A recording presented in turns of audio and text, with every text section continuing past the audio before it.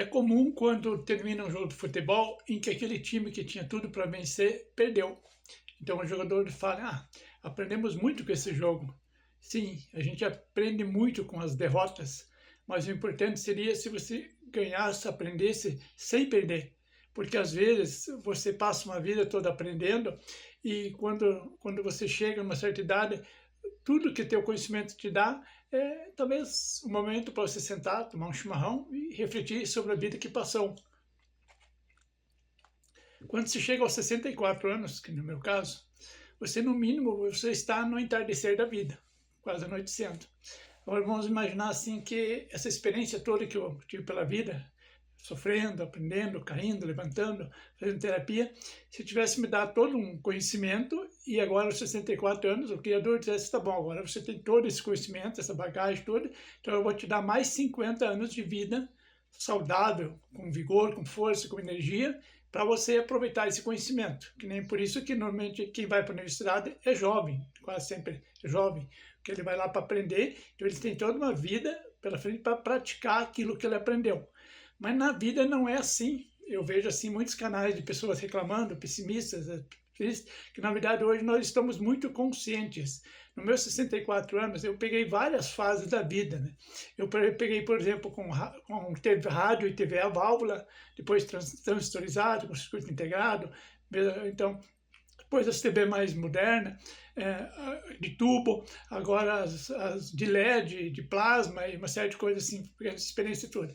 Mas então chega aos 64 anos com essa experiência toda, com esse conhecimento, mas que não falta agora o vigor e falta os anos ainda que eu teria que ter para usufruir disso.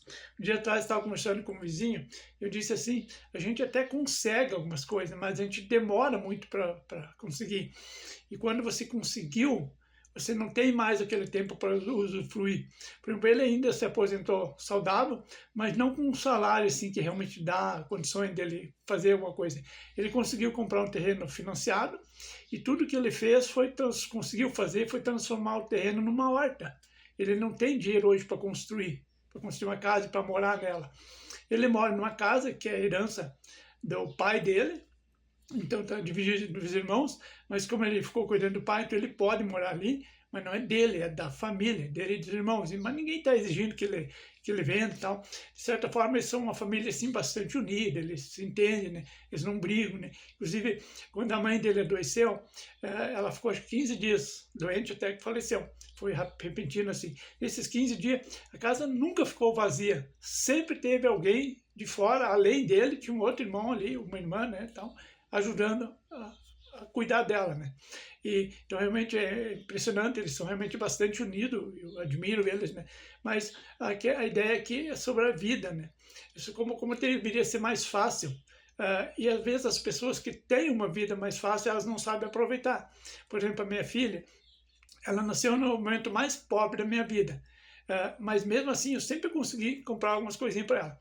Quando ela precisou de um celular para acessar a internet, porque ela precisava para o estudo e tal, eu consegui comprar um e botar um plano ali, uma internet bem básica, bem coisinha assim, e ela conseguiu.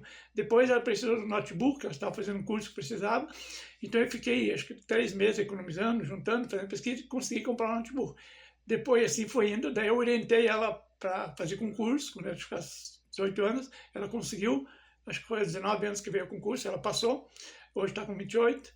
Então, quer dizer, ela com 21 anos ela já era concursada. Eu não sei exatamente qual é a idade que ela fez o concurso, acho que foi com 20, e com 21 ela assumiu. Mas então o que ela fez além disso? Nada. Fica com as ideias meio perdidas, eu tento orientar, mas tento uma coisa, tento outra. Às vezes tem muita opção, você não sabe exatamente o que fazer.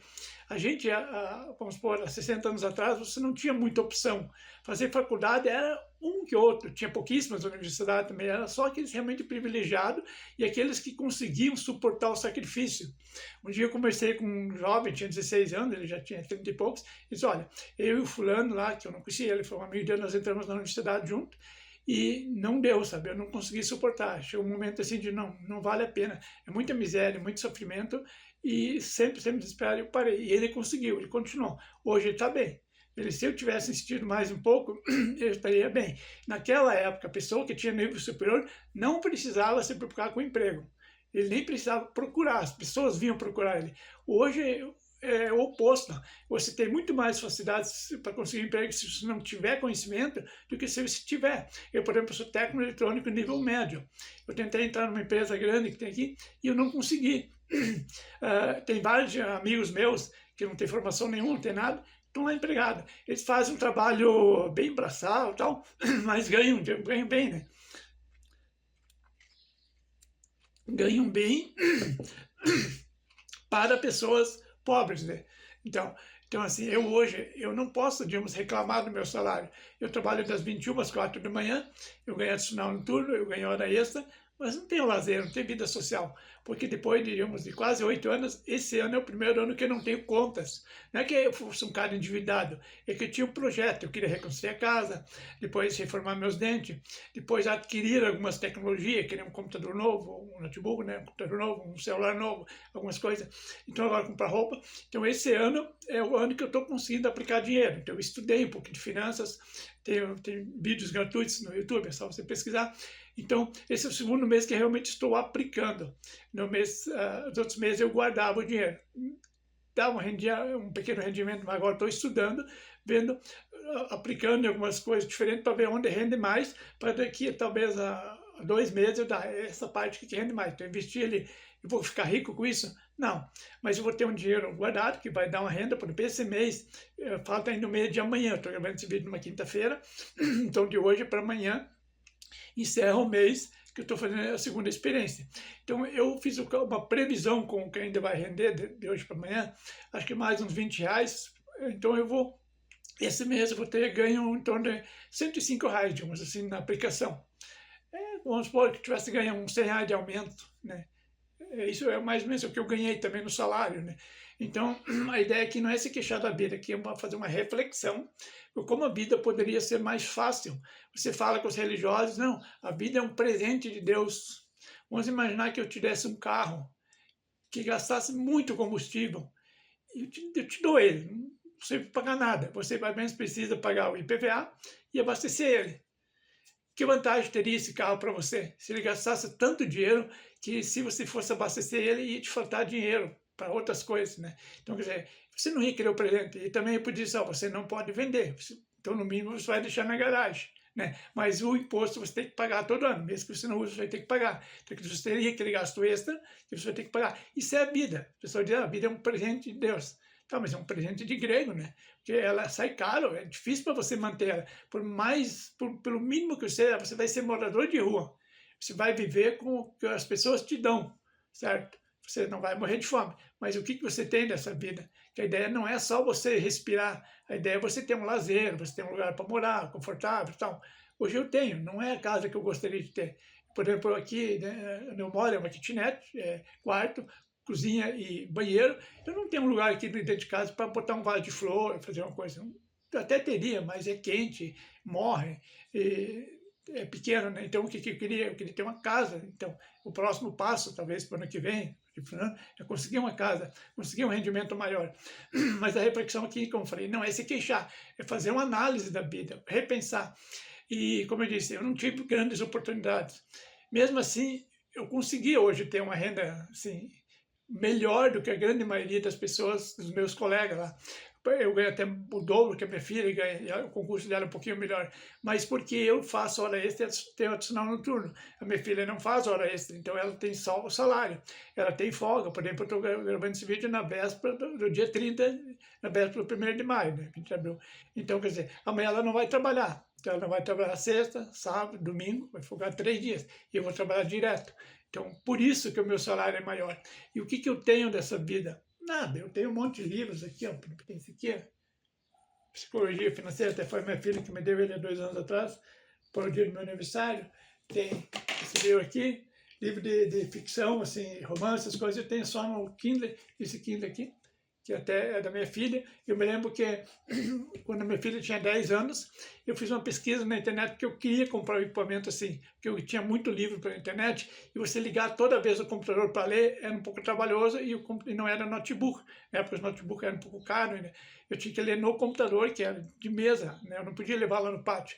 Eu me lembro na época eu desisti, era muito caro. Alguns anos depois a minha filha comprou, um precinho bem legal, né? E hoje faz quase 3 anos que está comigo. Esse dia eu falei, ó, filho, se você quiser de volta, é só você pedir, eu te devolvo. Ela, não, pai, não precisa. Ela está lendo, mas no notebook, que minha filha agora ela está lendo basicamente só em inglês, porque ela quer praticar bastante a leitura. Então ela já leu Harry Potter em inglês, já leu Hobbit, Senhor dos Anéis, ela escreve em inglês também, fluente, né? E nunca fez curso, assim. Ela estudou por aplicativo e assistindo filmes. E um dia ela falou, pai, eu assisti um filme, ela tem, acho que é Netflix, acho que é de filmes, né? Daí ela disse, pai, eu estava na metade do filme, quando eu me dei conta que eu tinha esquecido de passar a legenda para o português, e eu estava entendendo tudo. Então, assim que ela aprendeu. Então, para ela foi fácil para ela adquirir um conhecimento. Só que parece que não adianta você dar facilidade para a pessoa. As pessoas ficam se enrolando pelo conhecimento que ela tem. Hoje ela poderia estar ganhando 20, 30 mil por mês. Ela tinha canal, ela começa um canal e para, desiste, e busca uma coisa, busca outra, não está se achando. Eu passei a vida toda procurando coisas também, mas eu não tinha essa facilidade. Então eu tive que fazer terapia, eu tinha problemas por ser autista, por ser rejeitado pela mãe, era inseguro, né? De uma enxaqueca, então esses problemas, mas eu fui buscar, nunca me conformei. Eu queria ter uma mente saudável. Hoje, de certa forma, sim, eu superei todos esses problemas. Hoje eu tenho coragem para fazer palestra, para empreender, para gravar vídeos, coisas que eu não tinha naquela época, né? Mas a foi gasta. É que nem uma vela, não tem uma vela aqui para mostrar. Você acende uma vela, ela vai se consumindo. Acabou. Nós somos assim, nós somos como se fosse uma vela. No fim vai só sobrar aquele pouquinho de cera, que nem na vela também, né? A parafina, né? Então, a reflexão de hoje é sobre isso, né? Quando a experiência não te fornece nada. Eu vi uma vez um senhor falar que a experiência é um farol que ilumina para trás, né? E de certa forma é verdade. Eu acho que a experiência às vezes serve muito mais para você se conformar do que para você ganhar alguma coisa com isso, né? No ramo, por exemplo, da eletrônica, como eu tinha uma certa experiência no ramo, eu tinha facilidade para conseguir emprego, mas era sempre um emprego igual ao outro que eu tinha, não era sempre um emprego melhor, que eu ganhasse mais, que eu pudesse ter uma independência e tal, não era assim. E mesmo canais, por exemplo, hoje eu vejo pessoas que investem muito em canais, eu não invisto muito, eu não tenho uma regularidade, as pessoas têm um dia, podem pôr 2 vídeos por semana, 3 vídeos por semana, sempre no mesmo dia, sempre no mesmo horário. Quando conseguem monetizar, o que eles ganham por mês? R$500, R$600 se ganhar isso, né? Então, é difícil você transformar numa fonte de renda.